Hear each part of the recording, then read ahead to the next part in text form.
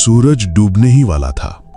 आसमान लाल पीला हो गया था और खेतों के बीच बहती हवा में अजीब सी ठंडक घुल गई थी। मोहन और सुरेश अपनी बैलगाड़ी में सवार थे। रास्ता धनपुर की ओर जाता था। बैलगाड़ी की चरमराहट सुनसान शाम को और डरावना बना रही थी। सुरेश ने हंसी दबाते हुए कहा, यह बैलगाड़ी तो ऐसे चरमरा रही है जैसे कोई भूत पीछे बैठा हो। मोहन ने तुरंत पलटकर कहा, भूत की बात मत छेड़। सुना है धनपुर के तालाब में रात को औरत का साया दिखता है। लोग कहते हैं वो छलावा बनकर घूमती है। सुरेश मुस्कुराया, लेकिन उसकी आंखों में हल्की घबराहट झलक रही थी। अरे ये सब गांव वालों की कहानियां हैं, कोई सचमुच देखा है क्या? मोहन की आवाज गंभीर हो गई। मेरे मामा के दोस्त ने देखा था। रात को तालाब से गुजरते वक्त उसने पानी में साया देखा था। अगले ही दिन उसका चेहरा बदल गया था। फिर वो आदमी अचानक गायब हो गया। सुरेश ने जबरन हंसी निकालते हुए कहा, शायद कहीं भाग गया होगा। तू भी ना इन बेकार की बातों से डर फैलाता है। मोहन ने गहरी सांस ली। सुरेश, धनपुर का तालाब साधारण नहीं है। कहते हैं जो भी रात को उसके पानी में झांक लेता है उसका चेहरा बदल जाता है। कई तो लौटते ही नहीं। बैलगाड़ी धड़धड़ाते हुए लंबा रास्ता पार कर रही थी। दोनों देर रात तक चलते रहे और आखिरकार अपने दोस्त रमेश के घर पहुंचे। आ ही गए। रास्ते में कोई भूत भूत तो नहीं मिला? रमेश ने मजाक उड़ाया। मोहन ने कहा, बहुत कीमत पोछ, मैं सुरेश को तालाब की चुड़ैल की कहानी सुना रहा था। सुरेश ने तुरंत कहा, यह सब फालतू है। तू बता रमेश, सचमुच कुछ है क्या उस तालाब में? रमेश का चेहरा एक पल को सख्त हो गया। तालाब का माहौल रात को बदल जाता है। वहां अंधेरा ऐसा घिरता है जैसे कोई निगल रहा हो। लोग कहते हैं पानी में औरत का साया चलता है, बिना किसी इंसान के। उसी वक्त बूढ़े त्रिलोचन बाबा लाठी टेकते हुए उनके पास आए। उनका चेहरा झुर्रियों से भरा, लेकिन आंखें तेज थीं। बच्चों, बारिश होने वाली है। तुम जानते हो ना, बरसात में कोई बाहर नहीं निकलता। घर के अंदर रहो, वरना वो छलावा सबको साथ ले जाएगा। मोहन ने हंसकर कहा, बाबा अब आप भी डराने लगे। जिस चीज को आंखों से नहीं देखा उस पर विश्वास नहीं करना चाहिए। बाबा की आवाज गंभीर और भारी हो गई। तुम परदेसी लड़कों को क्या पता, बरसों पहले एक औरत ने इसी तालाब में कूदकर जान दे दी थी। उसका नाम था पद्मा। उसे उसका पति धोखा देकर छोड़ गया था। तब से उसकी आत्मा को शांति नहीं मिली। वो लौट आई छलावा बनकर, और उसका साया आज भी तालाब में भटकता है। जिसने भी उसकी परछाई देखी वो उसका हो गया। सुरेश ने साहस करके पूछा, बाबा आपने खुद देखा है क्या? बाबा की आंखें भर आईं। देखा है बेटा। मेरा भतीजा दिनेश एक रात तालाब गया था। उसने पानी में साया देखा था। अगले ही दिन उसकी आंखें पत्थर जैसी हो गईं, जैसे कोई और उसमें बस गया हो। हफ्ते भर बाद उसकी लाश तालाब से निकली, लेकिन चेहरा दिनेश का नहीं था।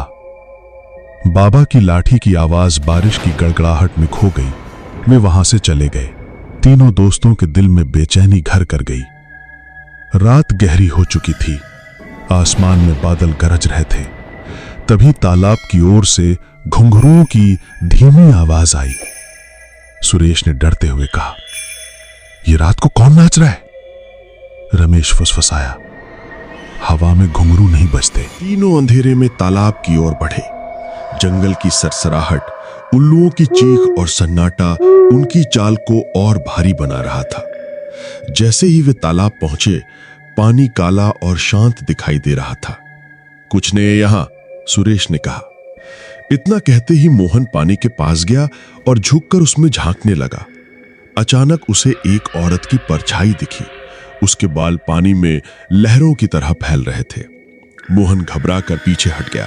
तभी पानी से एक आवाज निकली, आओ आओ मेरे पास।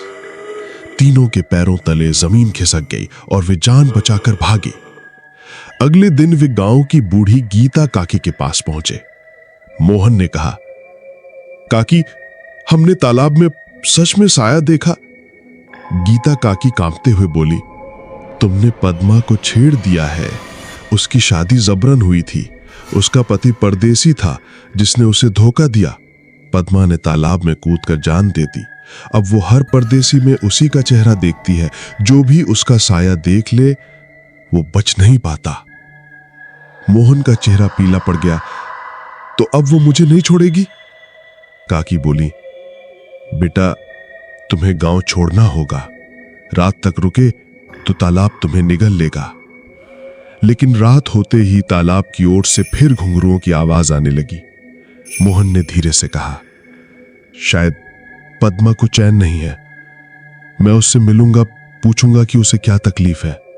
वो आगे बढ़ा, तभी कोई अदृश्य शक्ति उसे खींचने लगी। बचाओ सुरेश, रमेश, कोई मुझे खींच रहा है। मोहन तालाब के पास गिरा और बेहोश हो गया। तभी तालाब से पद्मा निकली। उसका विशाल गीला शरीर, लाल जलती आंखें और फटी हुई हंसी ने अंधेरे को भर दिया। वो गरजी, तुमने मेरी परछाई देख ली, अब तुम मेरे हो। या तो तालाब में समा जाओ या मेरी बाहों में मर जाओ। रमेश गड़गड़ाया, हमें छोड़ दो, हमने तुम्हारा क्या बिगाड़ा है? पद्मा चीखी, मेरा पति परदेसी था, उसने मुझे धोखा दिया। मेरी आत्मा को शांति नहीं मिली। अब हर परदेसी को वही दर्द महसूस होगा।